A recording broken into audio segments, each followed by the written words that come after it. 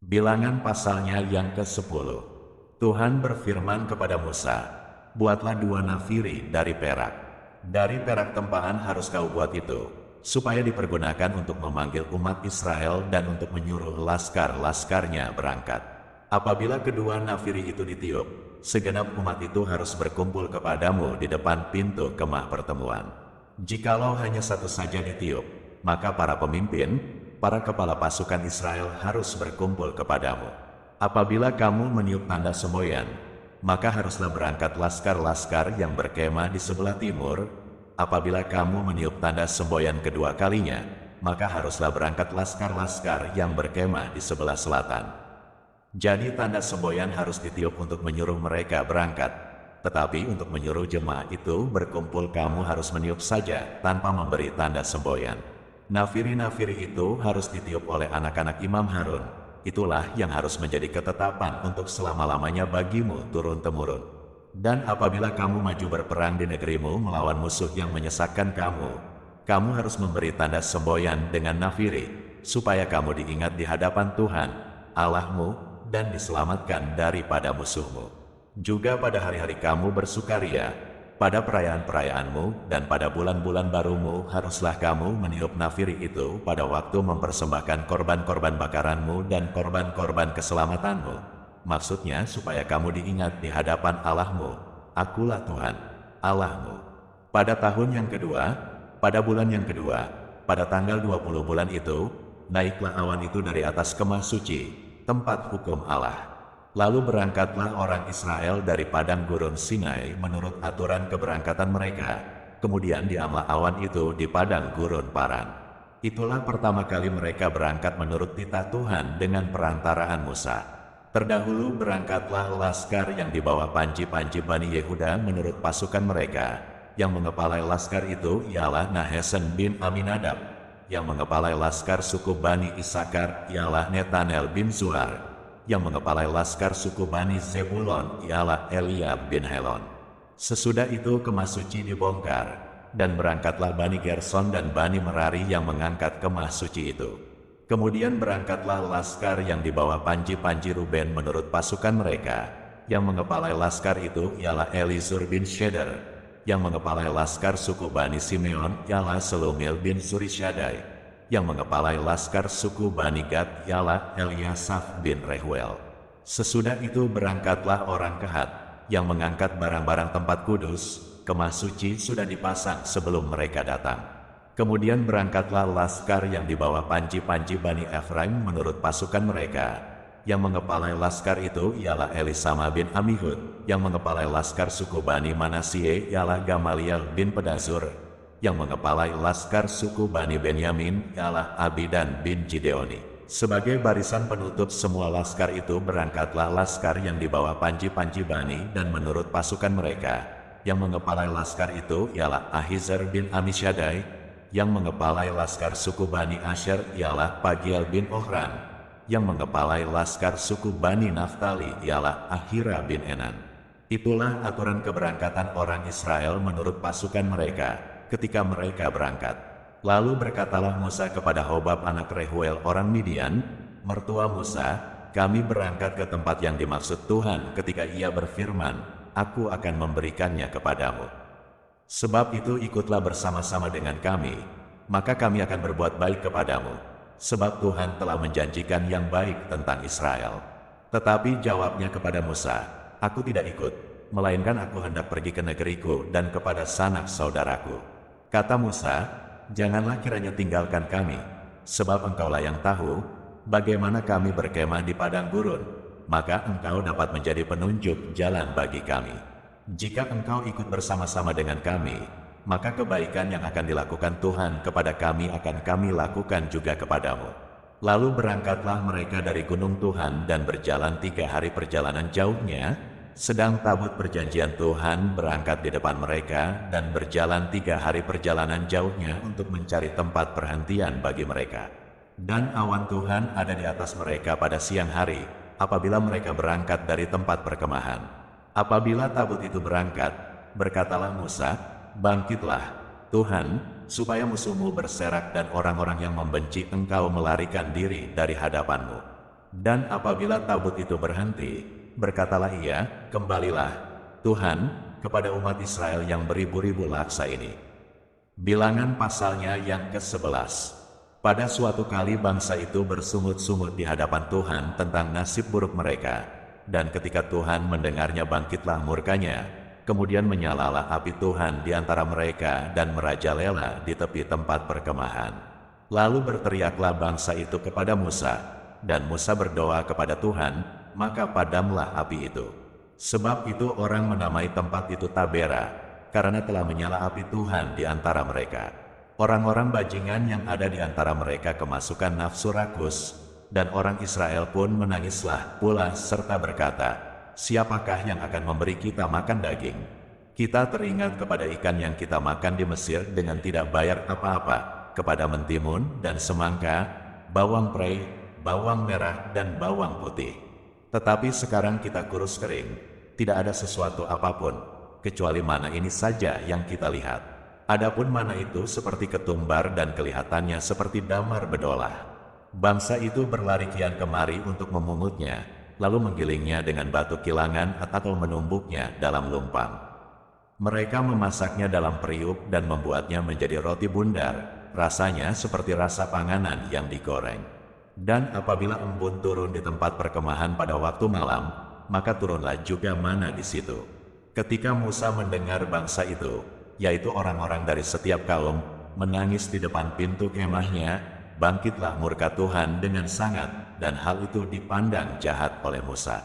Lalu berkatalah Musa kepada Tuhan, "Mengapa kau perlakukan hambamu ini dengan buruk, dan mengapa aku tidak mendapat kasih karunia di matamu, sehingga engkau membebankan kepadaku tanggung jawab atas seluruh bangsa ini? Akukah yang mengandung seluruh bangsa ini, atau akukah yang melahirkannya? Sehingga engkau berkata kepadaku, pangkulah dia seperti pak pengasuh memangku anak yang menyusu, berjalan ke tanah yang kau janjikan dengan bersumpah kepada nenek moyangnya. Dari manakah aku mengambil daging untuk diberikan kepada seluruh bangsa ini? Sebab mereka menangis kepadaku dengan berkata, berilah kami daging untuk dimakan. Aku seorang diri tidak dapat memikul tanggung jawab atas seluruh bangsa ini, sebab terlalu berat bagiku. Jika engkau berlaku demikian kepadaku, sebaiknya engkau membunuh aku saja, jika aku mendapat kasih karunia di matamu, supaya aku tidak harus melihat celakaku." Lalu berfirmanlah Tuhan kepada Musa, "Kumpulkanlah di hadapanku dari antara para tua-tua Israel 70 orang, yang kau ketahui menjadi tua-tua bangsa dan pengatur pasukannya. Kemudian bawalah mereka ke kemah pertemuan, supaya mereka berdiri di sana bersama-sama dengan engkau. Maka aku akan turun dan berbicara dengan engkau di sana. Lalu sebagian dari roh yang hinggap padamu itu akan kuambil dan kutaruh atas mereka. Maka mereka bersama-sama dengan engkau akan memikul tanggung jawab atas bangsa itu. Jadi tidak usah lagi engkau seorang diri memikulnya. Tetapi kepada bangsa itu haruslah kau katakan, kuduskanlah dirimu untuk besok.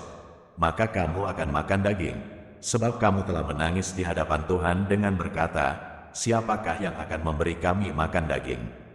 Begitu baik keadaan kita di Mesir, bukan? Tuhan akan memberi kamu daging untuk dimakan.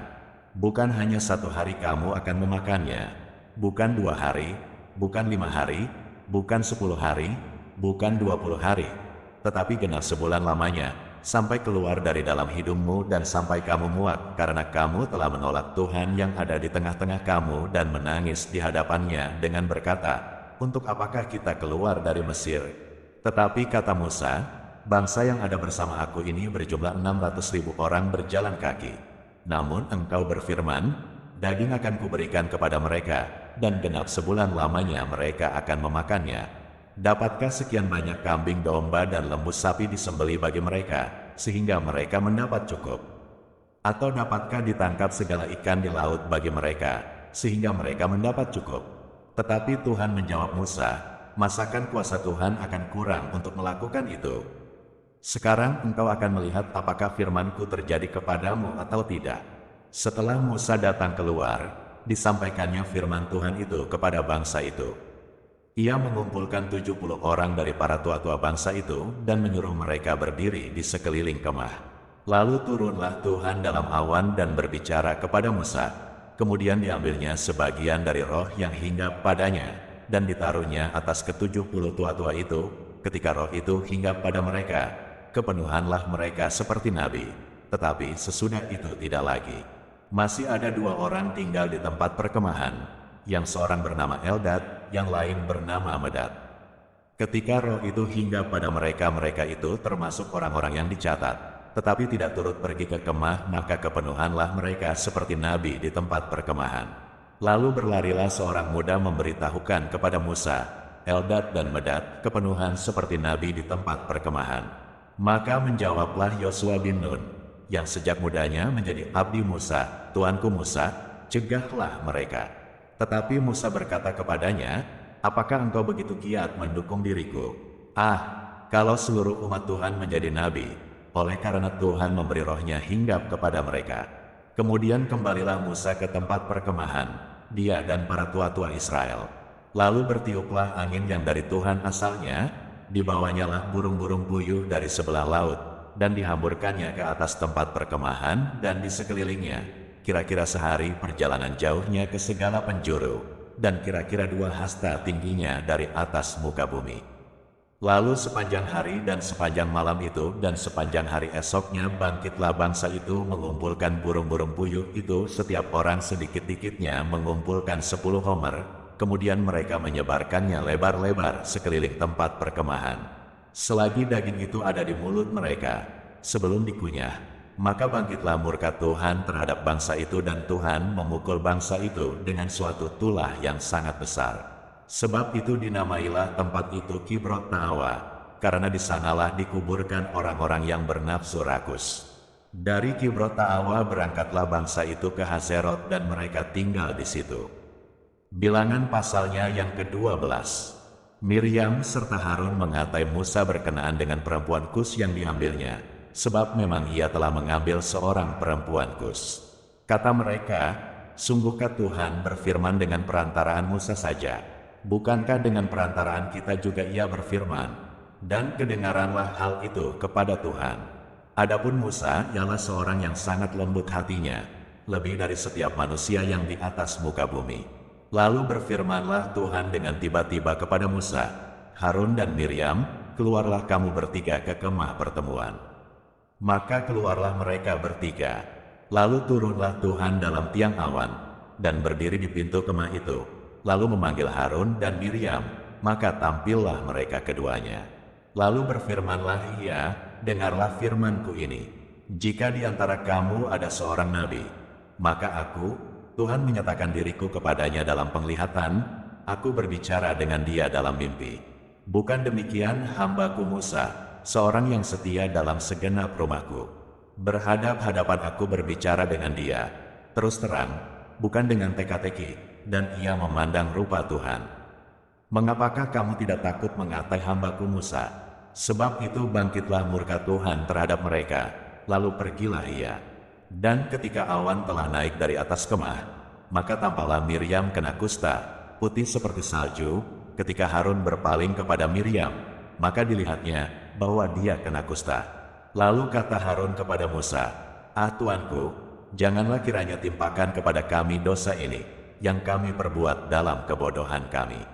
Janganlah kiranya dibiarkan dia sebagai anak gugur, yang pada waktu keluar dari kandungan ibunya sudah setengah busuk dagingnya.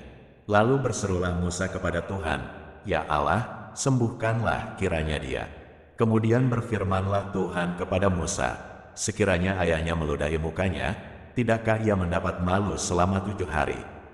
Biarlah dia selama 7 hari dikucilkan keluar tempat perkemahan. Kemudian bolehlah ia diterima kembali. Jadi dikucilkanlah Miriam keluar tempat perkemahan 7 hari lamanya, dan bangsa itu tidak berangkat sebelum Miriam diterima kembali. Kemudian berangkatlah mereka dari Hazerot dan berkemah di padang gurun Paran.